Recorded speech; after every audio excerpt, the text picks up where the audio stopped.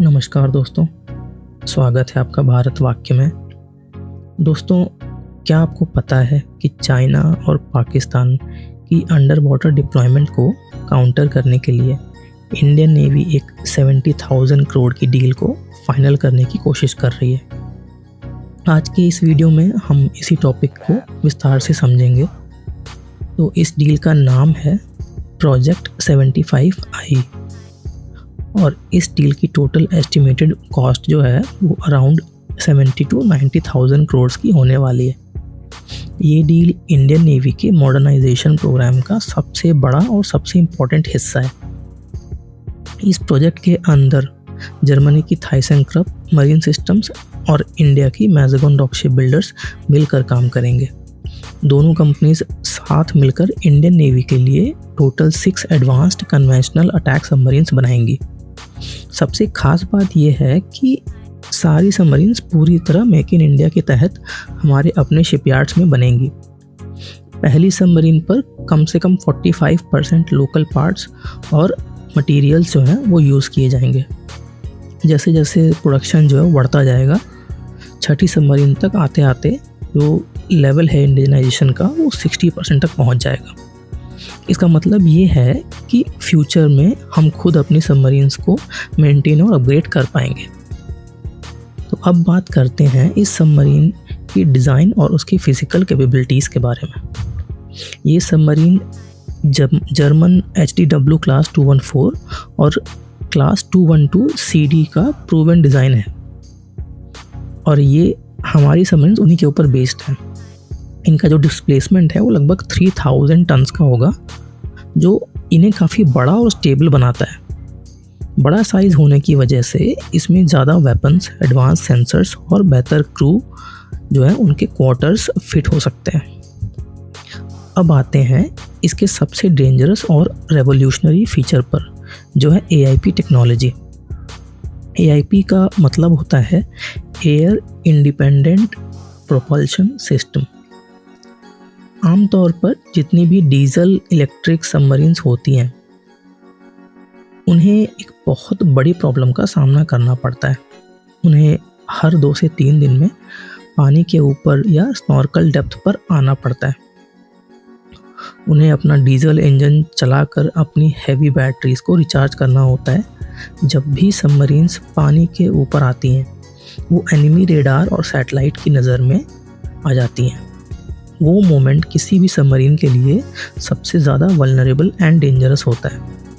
लेकिन German phosphoric acid fuel cell AIP system इस पूरे गेम को बदल देता है।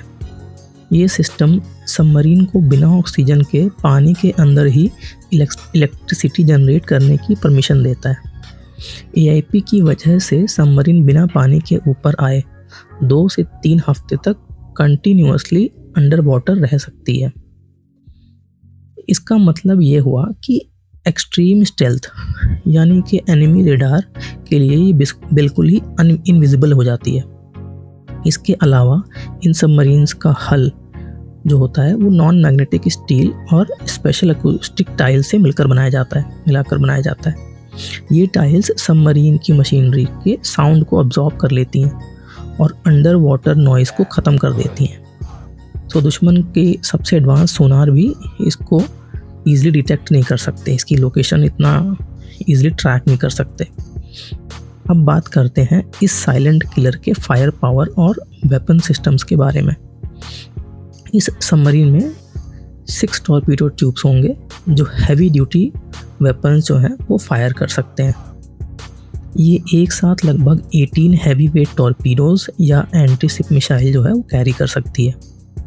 सबसे बड़ी बात यह है कि ये submarine Indian land attack cruise missile जैसे ब्रह्मोस को भी लॉन्च कर सकती है। काम की बात यह है कि ये पानी के अंदर से ही दुश्मन के लैंड टारगेट्स पर भी डायरेक्ट अटैक कर सकती है। इसके एडवांस्ड सोनार सूट और combat management system multi target tracking को सुपर फास्ट बनाते हैं।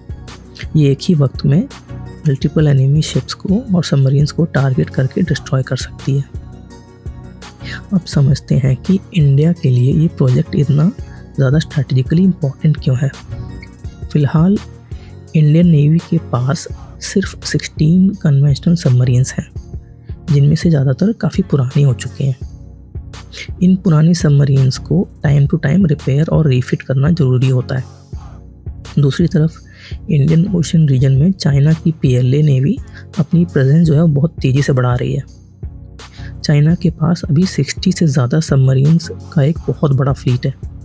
चाइना ने सिर्फ खुद अपनी स्ट्रेंथ बढ़ाना नहीं अपनी प्रायोरिटी रखा हुआ है, बल्कि पाकिस्तान को भी वो 8 हैंगर क्लास की AIP से सबमरीन्स जो हैं वो सप्लाई कर रहे हैं। सो ये टेक्नोलॉजी जो है वो पाकिस्तान को ऑलरेडी चाइना प्रोवाइड कराने वाला है। तो ऐसे में इंडिया को अपने मैरीटाइम बाउंड्रीज़ को सिक्योर करने के लिए एडवांस्ड सबमरीन की सख्त ज़रूरत पड़ेगी। तो प्रोजेक्ट 75I की ये 6 सबमरीन्स इंडियन ओशन में इंडिया को क्लियर टैक्टिकल एडवांटेज देंगी। सो ये अरेबियन सी और बे ऑफ बंगाल में किसी भी दुश्मन के शिप को आगे बढ़ने से टैकल करेंगी। यही इनका मेन पर्पस होने वाला है।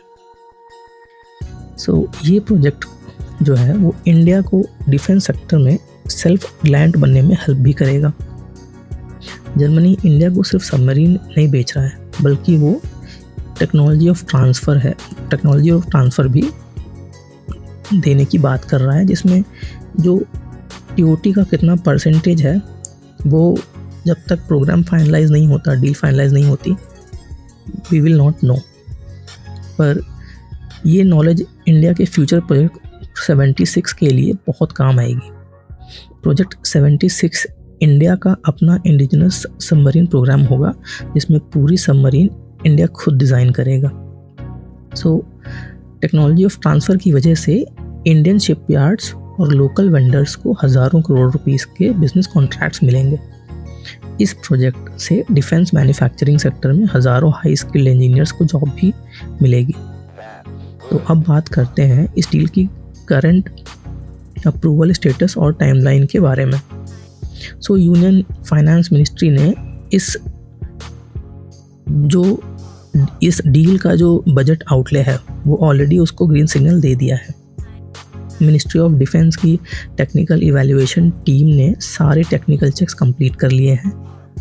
अभी ये जो डील है वो प्राइम मिनिस्टर के कैबिनेट कमेटी ऑफ सिक्योरिटी यानी CCS के पास फाइनल अप्रूवल के लिए पड़ी हुई है।